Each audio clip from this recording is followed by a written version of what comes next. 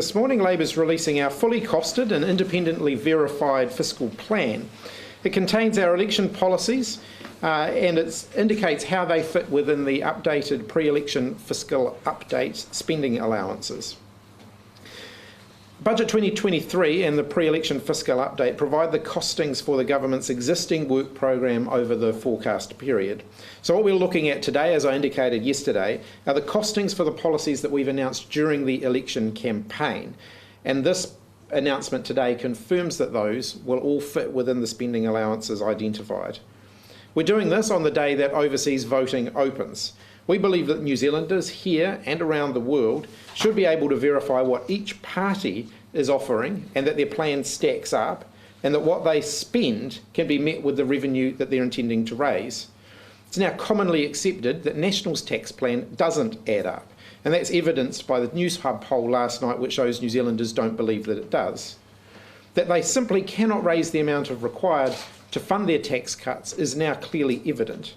We know that means bigger cuts to public services. And in fact, Christopher Luxon's promising to proceed with tax cuts, even if he cannot identify how he's going to pay for them. That can only mean one thing: bigger and deeper cuts to our public services. As you'll see in the fiscal plan that we're setting out today, the economic situation facing the next government is going to be tight, and we have responded to that in the commitments that we have been making. Cost pressures do eat up a large chunk of spending before new spending or any reductions in revenue like tax cuts would be accounted for. So losing billions of dollars in revenue from the plan would invariably mean cuts to things like health and education. There is simply no other way they could be funded. And cuts include not adequately funding cost pressures, and that will mean those areas like health and education end up with less. I'm really proud of Labor's strong track record of fiscal management in government. A huge amount of credit for how the economy has performed and for how New Zealand's government's books are looking now, some of the best in the world, I might add, goes to the man standing beside me today, Grant Robertson. Grant has run two surpluses in the years before COVID-19. They were $5.5 billion and $7.4 billion. That's larger than any surplus delivered under the previous national government. In fact, these surpluses are higher than the target that Bill English had set for himself but had never managed to achieve in the 9 years that National was in government. We've also brought our debt down so that it is net debt is in a world-leading position. We did that before COVID-19. We brought our debt well below target, which meant that we were in a position to support New Zealanders as we headed into the global pandemic. And during and since then, Grant's economic management has helped to save lives and livelihoods. It's helped to support businesses to stay afloat, and it's allowed us to invest in the recovery so that we can continue to grow. We used the strong balance sheet that we had going into the pandemic to support workers and businesses during some hard times. Our economy is now nearly 8% larger than it was before COVID-19. Unemployment has been below 4% for 2 years. In the last quarter, our economy grew faster than the likes of Australia, the UK, the US and the European Union. That's somewhat at odds to some of the claims that you will have seen on billboards around the country. And while inflation remains too high, it's coming down and will be back in the Reserve Bank's target range next year. Now is not the time for a radical change in direction. Steady, consistent and balanced economic management is what the country needs right now. Where we invest, it needs to be to support those who need it the most. It needs to be targeted to avoid a spike in inflation. And it needs to address child poverty, our climate emissions, and the range of pressing issues that the country is going to continue to face in the next term. Labor's plan does all of those things. We've got New Zealand through all of our recent challenges with a plan that sets out a path back to surplus, with record investment in infrastructure, and record investments in health and education. And, again, I want to compliment Grant for his discipline here, some of the lowest debt in the developed world. Grant, I want to acknowledge your track record as our Minister of Finance and also say to you, bring on Budget 2024. I'll hand over to Grant. Thank you, Chris. Ngā mihi nui ki koutou katoa. As Chris has said, our fiscal plan has a relatively simple job to do: ensure that the commitments that we've made in the election campaign fit within the fiscal parameters of pre-fu forecasts and projections. As the government, our work plan for the next few years was outlined at Budget 2023. This was then updated at pre-fu, including pre-budget commitments. They represent the fiscal plan and strategy for Labour. This showed that we had met our fiscal rules of getting to surplus in the forecast period and having net debt below 30% of GDP. Obviously, we are not in the business of second-guessing Treasury's assumptions that they made at pre-fu. So the focus is on the commitments that we have made in the election campaign. As in previous years, we have had these costings independently assessed, and Infometrics, who have done that work for us this time, have concluded in the material that has been released to you that our commitments can fit within the available budget allowances. As the Prime Minister has said, Labour has consistently taken a balanced and careful approach to budgets over the 6 years that we have been in office. The pendulum swing between good times and bads for the global economy during these years has been like none other seen in New Zealand's history. And so each budget that we have delivered has had to be different. It's had to be appropriate for the situation that we faced at the time, and it's had to be able to change as conditions have changed.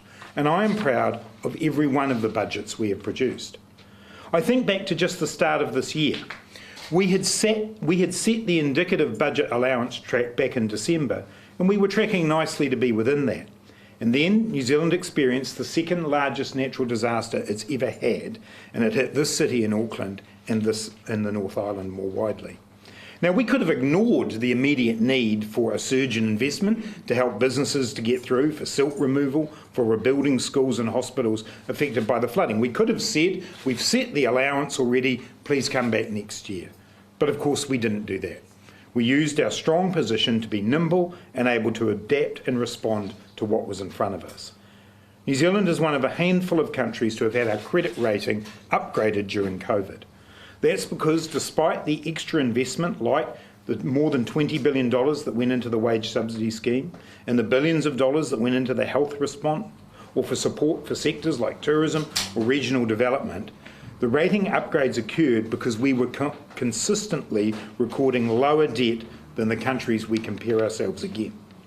It's also because we protected our economy during COVID, so that when things started up again, according to the IMF last month, New Zealand grew faster out of the depths of COVID than Australia, the US, the EU and the UK, up 10.2% from June 2020 versus Australia at 8.8%.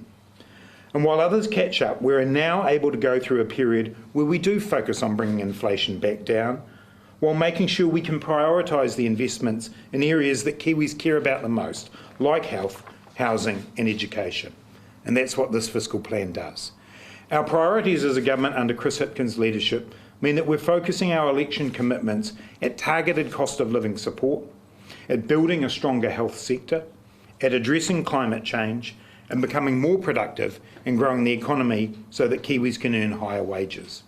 The fiscal plan shows how our spending commitments fit within the existing budget parameters. I just want to touch on a few important areas before we take your questions. You'll see that we've incorporated the Treasury's projection published in the pre-fu for how much our health system will need to cover additional cost pressures across each of the next three budgets as we move to a 3-year health budget process from Budget 2024. This will see $14 billion invested in our health system through to 27-28. Setting these budgets up front allows the health sector to plan ahead, knowing just what they will be getting. On top of this, we're prioritising new investments to improve Kiwis' access to healthcare, such as the additional funding for Pharmac, the $1 billion over the forecast period, and training more doctors and dentists. Now, these are significant commitments, but the reality is that anything less than this will mean our health system will go backwards and fail to meet the vital investments we need. As indicated in pre-fu, there have been a number of pre-commitments on future budget allowances. We've outlined these in our plan. It's worth noting that this includes multi-year funding that we have set aside for our justice and natural resources clusters. This means additional funding for agencies like police, justice, environment and conservation. Beyond these pre-commitments and health cost pressures, we have carefully set aside an appropriate pot of money in each year to deal with other cost pressures that the government faces in areas such as education. At Budget 2023, cost pressures accounted for 79% of all new spending in the budget, and we've ensured that that ratio is able to stay about the same across each of the 3 budgets next term. As I indicated at Budget 2023, and have reiterated many times since, including at Pre-Fu, Budget 2024 in particular will be one that will need to show restraint. We have already shown our commitment to this with the savings that we announced at Pre-Fu. There is sufficient funding to meet cost pressures in areas such as education, but a disciplined approach is required. Our careful management of the books means we can incorporate the operating costs of the 6,000 additional public houses we've committed to beyond 2025, while the capital contribution can be well afforded within the multi-year capital allowance, which is set to expand by $7 billion a year at each budget, a number already built into Treasury's projections.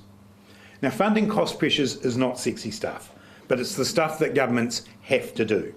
You can't just close your eyes and hope that the health system will keep itself running, or that classrooms will fix themselves. You have to put the money aside, and that's what this fiscal plan does. We can afford these priorities as a country because of a strong underlying economy and a strong set of government books. According to the IMF's consistent net debt measure, New Zealand at about 23% compares favourably against Australia at around 35%, the US and the UK each above 90% net debt to GDP. As I've mentioned, we've had our credit ratings upgraded during COVID and reaffirmed in recent weeks because of our strong position against the rest of the world. As the Prime Minister's noted, our unemployment rate has been below 4% for 2 years, meaning that Kiwis are facing the global cost of living spike while in work. In the year to June, there were 69,000 more Kiwis in work than the Treasury had forecast in the May budget. And over time, our time in office, wages have grown stronger than inflation, and this is forecast to continue. We can use our strength to keep making Kiwis' lives better. The plan is presented without the need for drastic cuts to the services that Kiwis rely on every day. It doesn't rely on ghost buyers of homes that don't exist. It doesn't require selling $5 billion of prime Kiwi property to foreigners every year, year on year. It doesn't require asset sales or Kiwis gambling 4 times more like our opponents are having to rely on. I believe that it is a careful and balanced plan that will make New Zealand a better place, but to make it happen, it requires a party vote for Labour. Thank you, Grant. I think you're the only person I have ever heard who has used the term cost pressures and sexy stuff in the same sentence. Finance ministers do. We'll now open up for questions. Just in terms of your operating allowance, I mean, it's been pointed out by Nicola Willis a number of times on the campaign trail so far that every single budget so far, almost all of them, you've had to go over and above that. Can you commit today to keeping to those operating allowances? I'm going to let Grant speak on that, but I want to speak on that for a moment too. We faced some of the most unprecedented challenges that any government in New Zealand's history has faced, and as Grant has already acknowledged, we haven't simply turned our back on them and said, sorry, we've set a fixed budget, we're not going to help you out because of the cyclone or because of the flooding or because of COVID-19. And I would note that the National Party regularly also exceeded the spending allowances that they had set themselves when they were last in government. Yeah, and that's really the point that I was about to make. 3 times under Bill English and Stephen Joyce, they went beyond the budget allowances that had been set for them at the budget policy statement. As I said before, that is what we are working towards. We've shown our commitment to that already with the $4 billion of savings on top of the $4 billion of savings that we had at Budget 2023. So I'm committing to these today, but I also am not committing to ignoring an event that might occur between now and then. So budget allowances are an important guide for putting a budget together. But I'd also say in the years in which we did end up with a higher budget allowance than what we had set at the half-yearly update or the budget policy statement, we more often than not ended up with debt lower than had been expected then, or with unemployment lower than had been expected then. Those allowances are a means to an end of achieving the overall goals we've set. And just on the cost pressures side, you said, and we knew that it was 79% of the last budget was for funding cost pressures, and I think today you said it will be close to that, yeah, 77 I think it is. And you said that over the next forecast period it's likely to be the same. Does that not make a good argument for why there should be cuts within the government sector? I mean, 79% around about that going forward, it's a big number. It is, but those, as I said before, this is the bread and butter of government, and actually not funding those cost pressures leads to significant cuts in services. It's what governments have to do. We have asked our agencies to be more effective and more efficient.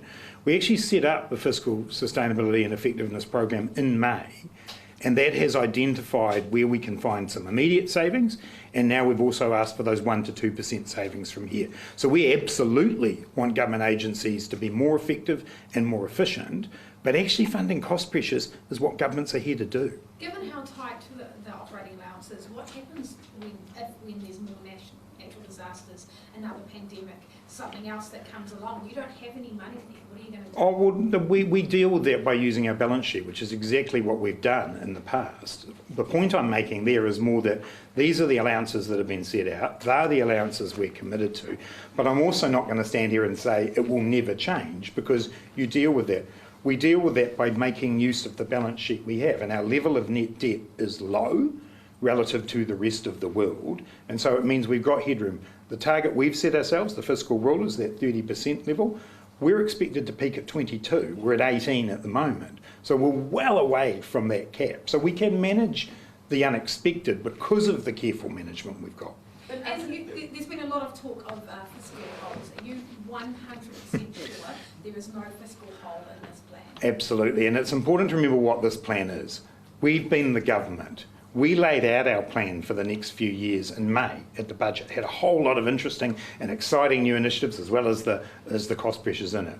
All our fiscal plan is doing is saying, here are the extra commitments we've made post pre-FU. They fit in within the allowances. So that's the job of that. If people want to poke holes in the Treasury's work, that's a whole different matter, which we could discuss, but it's not what we're trying to do today. Yes, you touched on this on your speech, but what do you make of the fact that the Nats have failed to release their fiscal plan ahead of voting starting, despite promising to? The National Party promised that they were going to set out their fiscal plan before voting started. Voting starts today, they still haven't set out their fiscal plan. There's one reason for that. They can't make their numbers add up. Everybody knows they can't make their numbers add up. And just to go back to Katie's point, so would it not make sense to build more of a buffer zone, given that we are probably going to be seeing climate disasters every year, be they fires or droughts or floods or cyclones? Well, my comment would be that the need for fiscal discipline, which is what our plan shows, actually is informed by the fact that we could see other further unexpected events. It's the reason why we've been focused on keeping our net debt low compared to the rest of the world. We look across the Tasman, for example, net debt's roughly double, I think, what it is in New Zealand. In the US, the UK, it's at 100% of GDP almost. You know, New Zealand's net debt is actually very low by international standards. Can I just add to that too, that I think part of the thing here is focusing on the allowance per se. The allowance is what we've set ourselves. The way that we create the extra fiscal space is through the balance sheet, through the debt track. And so as long as we keep that under control, if we did have another event, we would deal with that. The second thing I would say is a much underrated element of Budget 2023 was the National Resilience Plan, which is exactly the point that you're getting at, Amelia, which is that we do need to get ahead of where we are. So we put that money aside in order to be able to say, this country has got enormous challenges coming at it from climate change.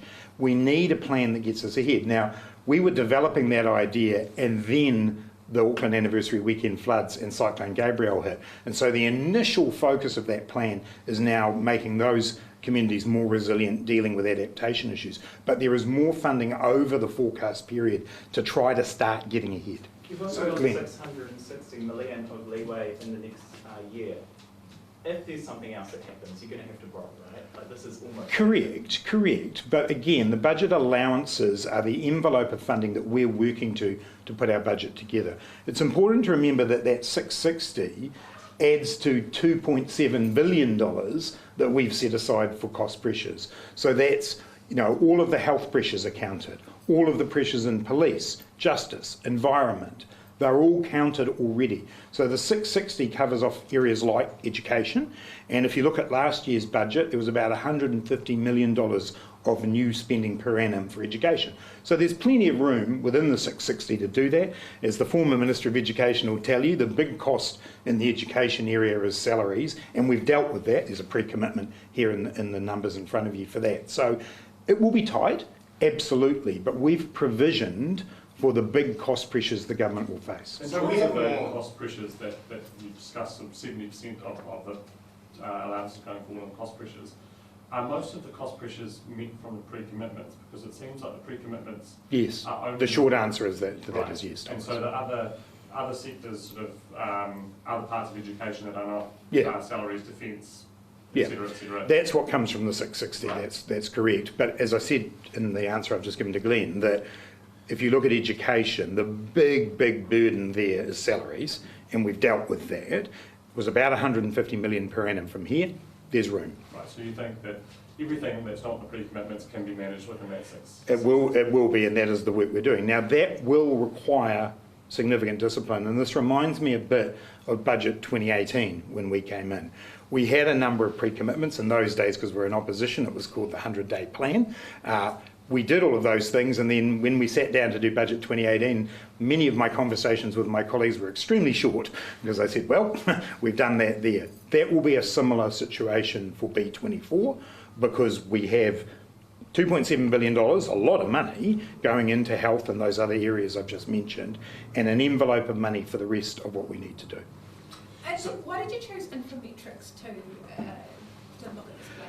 A reputable agency that we chose. My recollection is we used them last time as well, and so we did that again. Is it, what, they haven't looked at the individual costings of your policy? Some of them they have, if you have a look at that, but no, I mean they've well, I'm not going to speak for the words in the report, but they've gone through and they've tested the assumptions in some areas, said that they're credible and believe that overall the underlying assumptions are credible. When we put out each individual policy, we did say how it was being paid So for. they've had to trust your assumptions, though? Well, I think that's what all agencies do, but they did test some of the assumptions if you have a look at the document. Can I just, I want to make a quick comment on that. Every policy that we've announced, we've released a fact sheet which includes the assumptions we've made around our costings. Now, people might disagree with some of the policies, like removing GST off fruit and vegetables. They might disagree whether or not that's a good idea. They're not disagreeing with the costings. So those tax experts and those economists who are saying we don't agree with the policy, they're not saying that numbers don't add up. They agree that the numbers add up. They actually are saying that, though, the taxpayers. Yeah, well, Well, the taxpayers union is a National Party front group. We're talking about credible sources. The National Party could say the same to you about the CTU and their costings of when they do that. And so they say Sure, that they could. there's hundreds regularly. of millions of dollars missing from your But there's GST. simply It's not. And the taxpayers union have actually made a mistake in that as well. We've already banked the savings that people make. So when people get their GST off their fruit and vegetables, we've assumed that 100% of the savings they get from that are going to be spent on more fruit and vegetables. If they spend that on something else, actually our costings are overly conservative because they'll pay GST on the other stuff they're spending it on. The taxpayers union beat up is just fictional. It doesn't make sense. They haven't actually got their numbers right. And can I just ask, on the ETS, so with petrol looking like it's going to get hit $3.50 by Christmas, would you likely intervene in that pricing again to make it more affordable? One of the reasons we committed to things like government investment and decarbonising industry, GIDI, and other initiatives that are designed to bring our emissions down is it does help to offset the increase in household costs caused by a rising price of carbon. The National Party and the ACT Party have said they want the ETS to do all the heavy lifting when it comes to reducing our greenhouse gas emissions. That would mean at least 40 cents a litre more on petrol. They should be upfront with New Zealanders about that. Any benefit that they might get from things like tax cuts will be taken away by the fact that they're going to pay more every time they fill up their car because they're going to let the price of carbon go up significantly more than it would under us. But if we look at what's going to happen right before Christmas, right, so low-income families who have cars Understand, which are right. gas guzzlers are really going to be struggling here. A lot of them, say care workers, Yeah. need to pay for their own petrol to get between jobs. So, you know, if you're getting a couple of cents off fruit and vegetables from April next year, how is that going to help you when you suddenly see 50 cents? Look, I understand the point that you're raising, Amelia, and we spent close to $2 billion supporting New Zealanders as the cost of fuel spiked and the inflation, global inflation crisis spiked. We are not going to do that again, to answer your question that you asked. I appreciate the challenges that are there. If you look overall at the cost of living package that we put out, including lifts to things like working for families, including support for public transport so that it stays half price for people under the age of 25, those sorts of initiatives are there to help with the cost of living. But the scale of intervention that we did is not possible at the moment, and we won't be doing it. Just on your, oh, sorry. Just on the, I mean, I guess, you know, we compare ourselves to a lot of other countries, but we're also more centralised in those countries. So New Zealand is, you know, central government is on the hook for a lot more costs related to big disasters. So don't we need to either, if the balance sheet is our backup plan, don't we need to be paying down debt faster? Or by reprioritising spending that way, or doing something else? Two answers to Lee, but the first of those is the point I made before about the National Resilience Plan. So actually, we thought about this and we realised that our adaptation challenges as a country are more significant and more pressing than many others, and so that's why we put that fund in place. Secondly, just to reiterate, our balance sheet is in a position to deal with another external shock and still meet the fiscal rules that we put in place. Historically, New Zealand governments have attempted to keep our level of debt low. We too are attempting to do that, but we also recognise we've got to get ahead of some of the big infrastructure and adaptation challenges. It's all about balance, and when we're sitting with a net debt level of about 18%, we're in a strong position to deal with what might come along. Just what you're saying about fiscal responsibility. Oh, sorry, did you have a follow-up? No, you go. Okay, just in terms So of... polite, I am a Jason. polite guy. Have you got your microphone back, by the way? Just in terms of what you're saying about the fiscal responsibility rules, and I might be mistaken, so correct me if I'm wrong, I didn't see anything in there about you having a government spending as a proportion to GDP target. So everything that's in pre-FU is the Labor government's fiscal strategy and plan. So that gets us down to 31.5% by the end of the forecast You period. previously committed to 30%. Are you... We've committed to getting back towards the long-term average, which is 30%, so 31.5. It's in the ballpark. But again, if you don't fund the core things government needs to do, if you slavishly said it has to be exactly 30%, that will mean deeper cuts to public services. It's about a balance. I think that's in the ballpark of where we need to be. Is in the ballpark good enough though? I mean, Yes, it is. I understand what you're What's saying. not good enough, Jason, would be underfunding health or underfunding It doesn't education, have to come from health or education. Surely you can find some fat in the system. which we are. And that's how, bear in mind our level of expenses are slightly higher than that at the moment.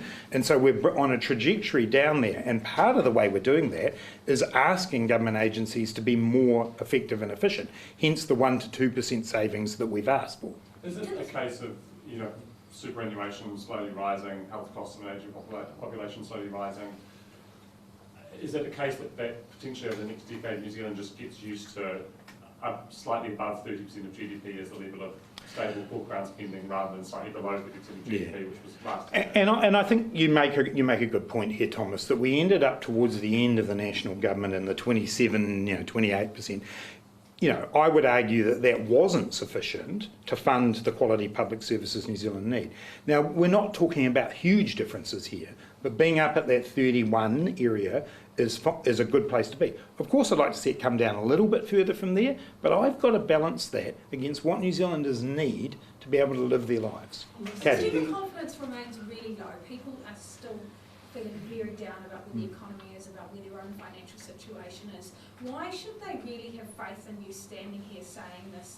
They just look at a fiscal debate, it doesn't make sense. What does it mean for them every day at home? What it means for them is we've got their back, and we've had their back all the way through the challenges of the last few years, and we're going to carry on with that. It means that we're investing in the things that they need, the health system, the education system, making sure that there's good quality housing available. I appreciate the fact the fiscal plan's numbers. We have to produce this to be able to show you that what we're promising fits within what's there. But where New Zealanders are at the moment is that we're in an economy where we've had huge challenges, and I appreciate at a household level it's been really, really difficult. There is light at the end of the tunnel. We have turned the corner.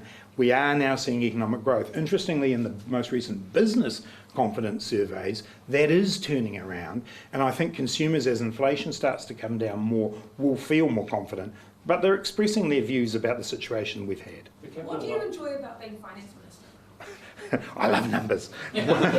No, what I enjoy about being Finance Minister is the fact that it's a role where you get to support and enable my colleagues and the Prime Minister to be able to take New Zealand in a really positive direction. I've said for a long time, the economy is not an end in itself. It's the means to the end of creating the society we want. It's not an easy job. It's a job where you have to say no a lot to people, but it is a role which I think, and all modesty aside, if I can quote the Prime Minister, it's one where I've taken a pretty careful and balanced approach over the last few years, and that's what this plan does in the future. Will you stay on in the finance role and in Parliament? It's up to him if I get to still be the Finance Minister. Do you want to still stay? Absolutely. Even though it's opposition, if you I'm not even contemplating that, Katie. If that were to occur, I'd make that decision. The Prime Minister obviously had some very kind words about your perhaps you'd like to say some more. I'm happy to elaborate. I'm sure you'd like me to, but the opposition has been less than charitable and said that you're, quote, the worst finance minister of all time. What have you got to say about that? Well, I'll let the judgment be made by independent people rather than my opposition. And if you take a look at what the ratings agencies have consistently said, they've backed what we're doing. We were one of a handful of countries who had our credit rating upgraded during COVID. So politics is politics. People will say what they like, but I think the independent assessments of the work that we've done have been good. To be honest, I don't think that the people who can't even make the most basic numbers add up are in any kind of position to criticise the financial track record of Grant Robertson and this government. Do you think that New Zealanders trust you as Finance Minister? They have every reason to trust us.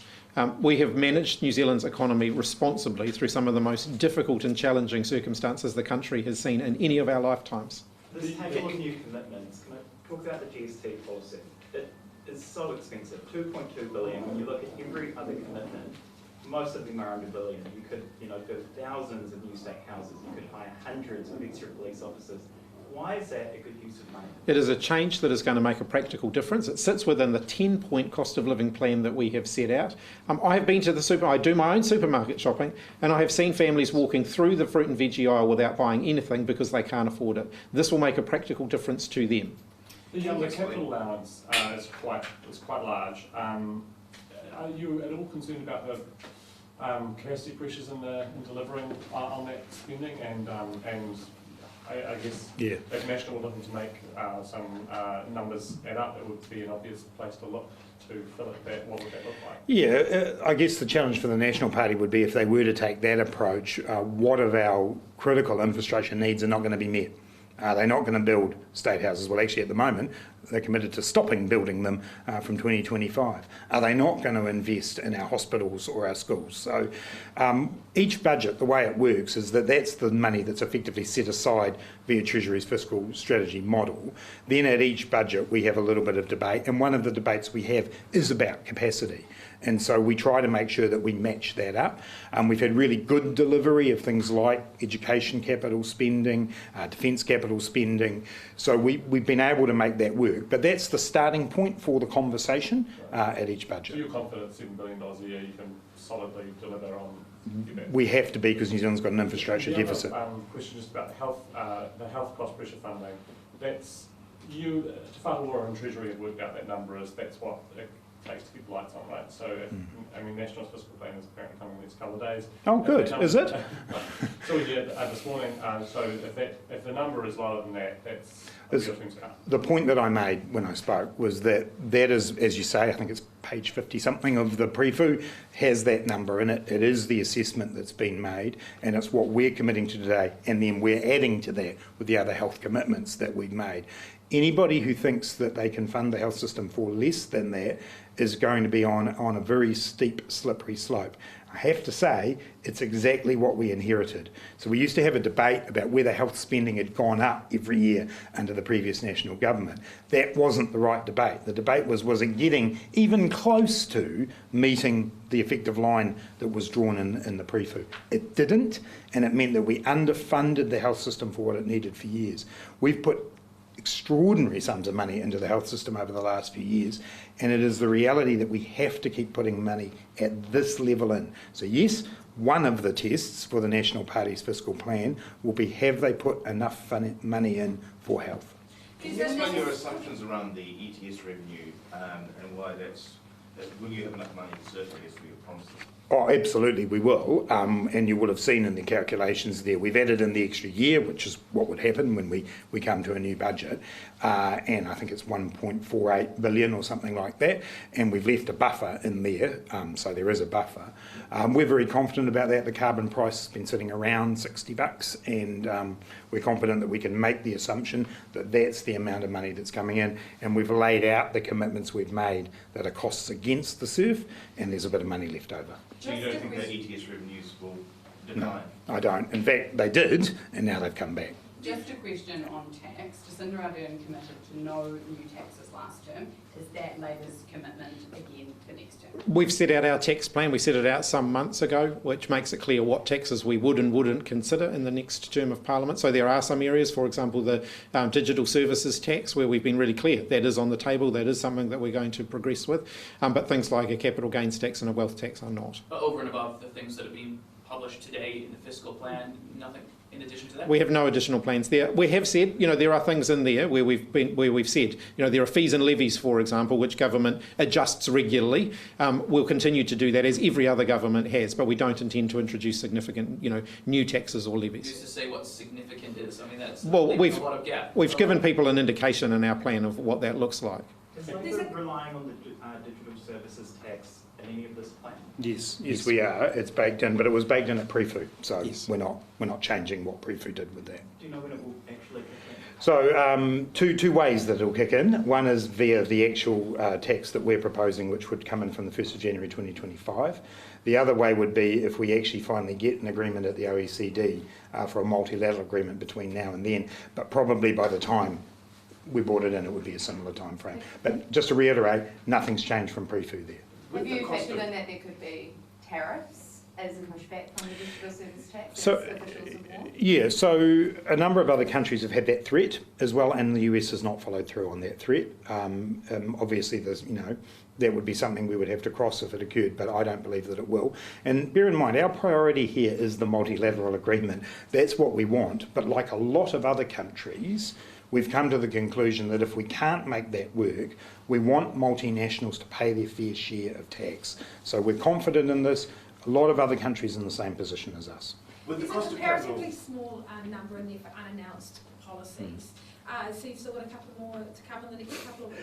Well, there's still 2.5 weeks to go in the election It's a campaign. small amount though, Katie, isn't it? But you'll see it is a small amount. Yeah. with the cost of capital rising, is it realistic to rely on borrowing as both our backup plan, but also some of the other commitments around free waters, I think as well, could also be affected by that? Look, I think without getting into an extended debate about where interest rates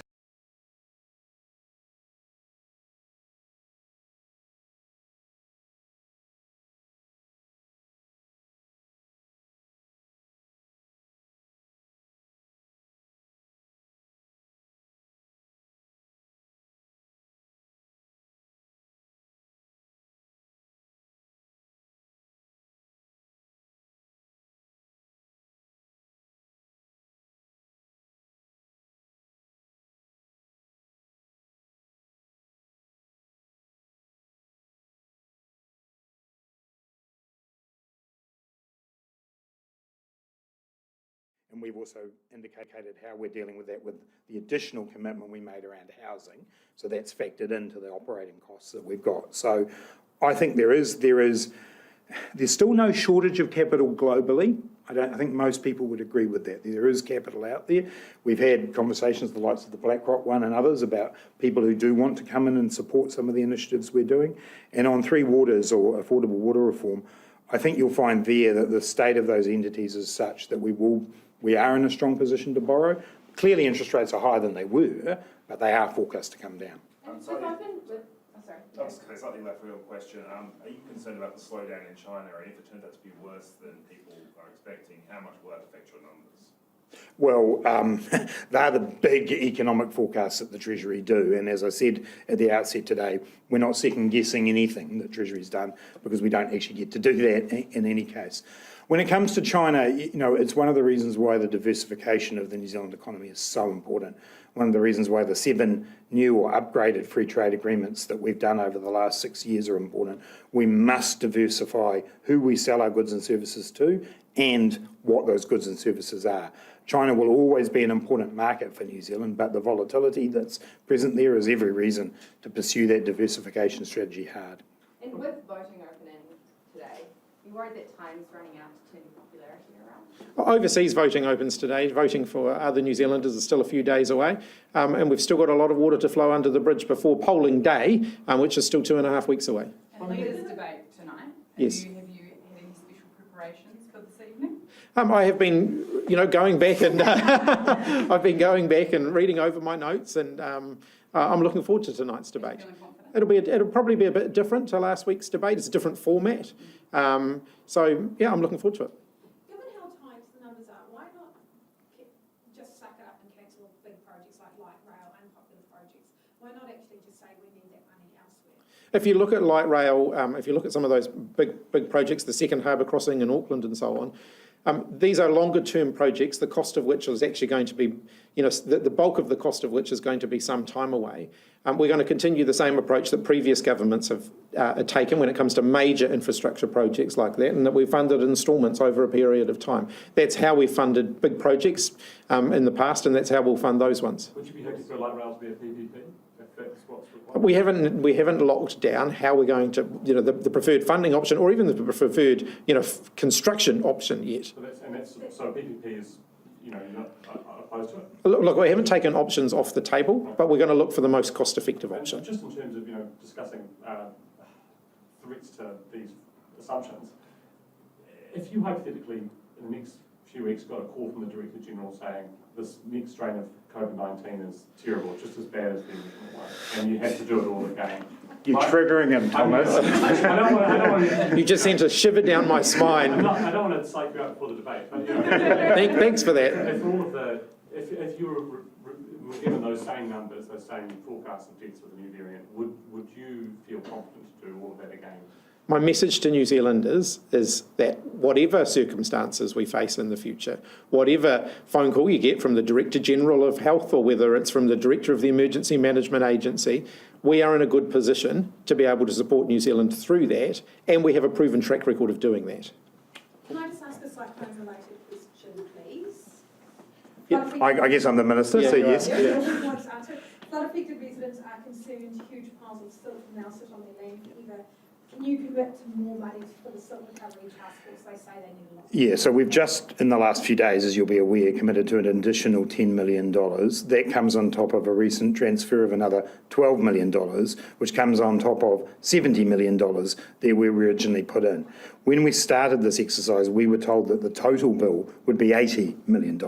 So clearly the cost is a great deal more than had been expected. We've found that additional money and we'll continue to look for ways to support the Hawke's Bay Regional Council, who obviously have an important role here as well. So this will take us out a little bit further than we did. We know we need to do work now before planting season, but this is a very, very large bill for which we have now contributed a significant amount more than what we even thought the total cost would be. So we put the extra money in, the extra $10 million in, the work can carry on, and we will continue to look for ways to work with others who also need to be able to support bearing the costs, including the Hawke's Bay Regional Council. And just on the an income insurance scheme, can you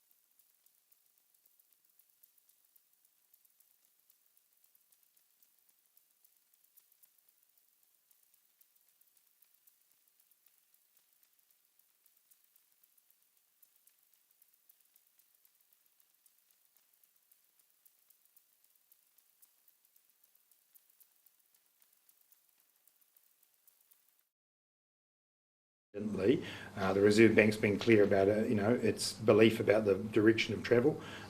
Treasury, who have done the most recent forecast, see inflation coming down and interest rates should follow that. House prices look sort of just bottomed out, maybe start going up now. Have you looked at that in terms of projections and how that might... Again, same answer, sorry, Katie, to the question. We're not here to second guess Treasury's assumptions. Treasury have made some assumptions that they have bottomed out and they will be going up. You'll see a bit of volatility month on month, I suspect, around that, but we're simply using the Treasury's pre-food projections, as I think all parties will need to do. Do you think prices are going up because people are thinking there's going to be a national government? No, but I'm not projecting anything about that. The Taxpayers Union are sending out emails impersonating you from an email account to Grant Robertson at taxpayers.org.nz. Does that frustrate you? So the Taxpayers Union as a front for the National Party and the ACT Party need to take responsibility for their own actions in that regard. Does that sort of cross a line, perhaps, if you're impersonating? I think it does, and I do recall many of the media, when the CTU brought their campaign out, effectively accusing us of being behind that. We weren't. That was the CTU's campaign. You might like to put that question to National and ACT today, whether they think impersonating people and doing that is an appropriate thing to do for an organisation established by key National Party figures. I seem to remember National getting quite upset about the personal attack. Would you say that this is a personal attack? I think that probably is, yes. All right. Thanks, everyone. All right, thanks all.